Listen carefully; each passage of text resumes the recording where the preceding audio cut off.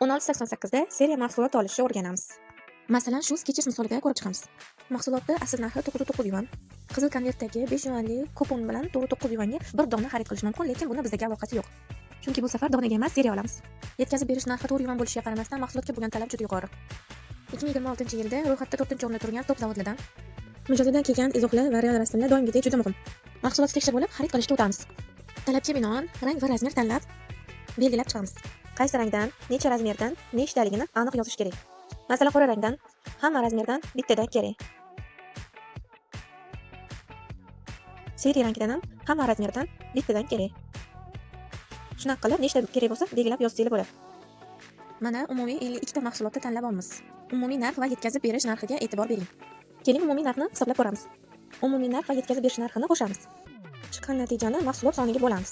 Mana bu bir dona mahsulotda yuandagi narxi. Bitta Skechers O'zbekistonda shuncha